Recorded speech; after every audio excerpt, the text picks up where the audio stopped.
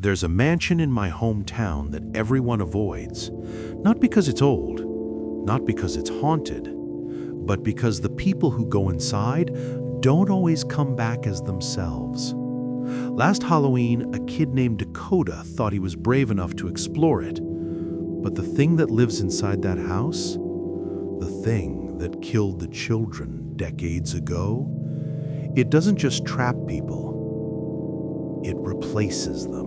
Halloween night was colder than usual, with gusts of wind strong enough to bend the dead trees lining the sidewalk. The moon kept slipping behind thick clouds like it didn't want to witness what was about to happen. And at the end of a cracked asphalt road stood the mansion. Gothic, rotting, eyes of black windows staring out over the town. Dakota, 16, restless, and obsessed with urban explorer YouTubers, stood before the rusted gates. His classmates always dared each other to touch the front door, just a quick tap and run. Dakota wanted more. He climbed the gate. It rattled like bones shaking in the cold. The front door was barely hanging on its hinges. When he grabbed the handle, the mansion opened for him. The door didn't creak, it sighed.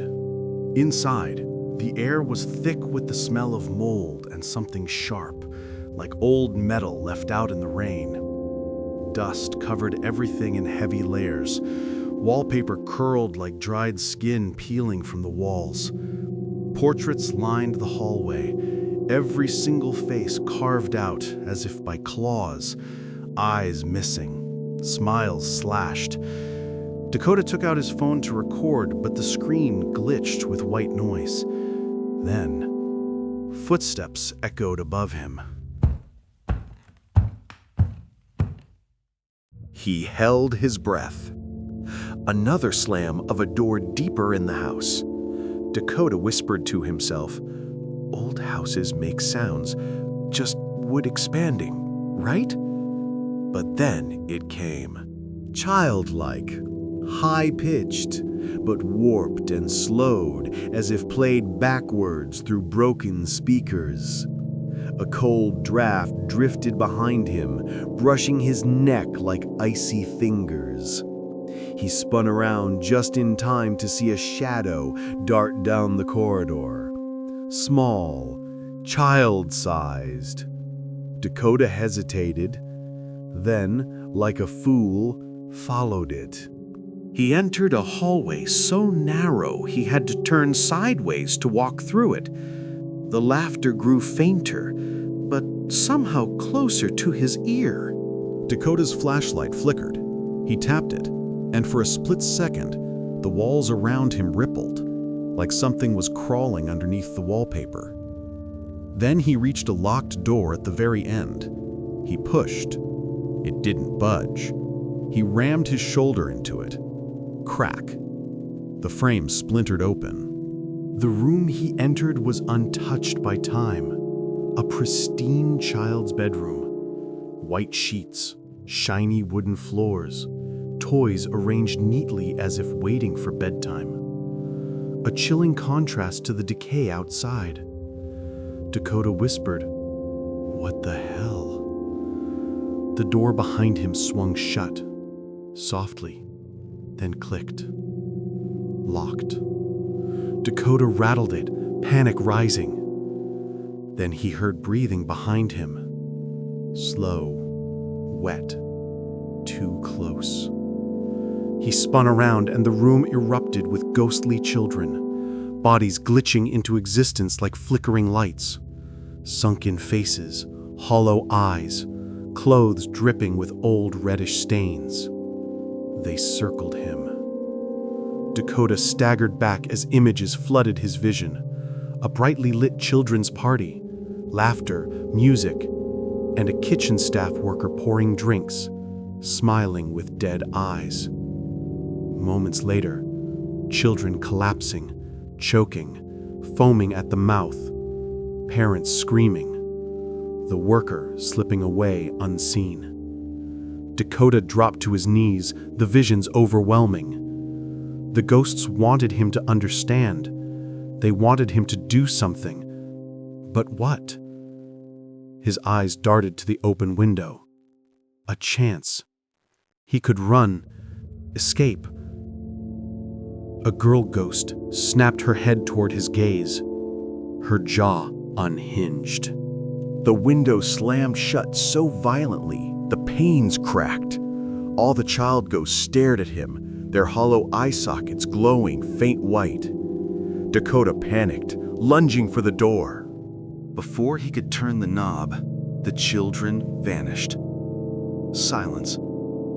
Then, scrape. A long, dragging claw sound traveled through the wall beside him. Something was crawling. Something too large to be a child, dragging itself through the wooden beams of the mansion like a spider. Dakota froze. A voice, deep, raspy, whispered through the walls. "Not done."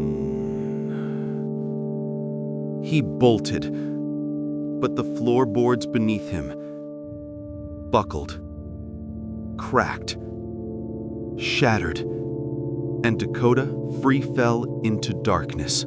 He woke up in a cold underground passageway. Servant tunnels. Paths built so workers could move unseen. They stretched endlessly in both directions. Dakota limped to a stairway and climbed, praying it led outside.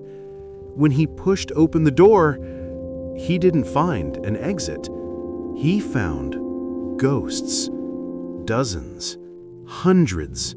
Adults wandering endlessly, children crying, servants repeating the same walking patterns over and over. Then he saw it, beneath the broken floor, looking up at him. His own body, neck broken, face pale. Dakota slapped himself, hard, again.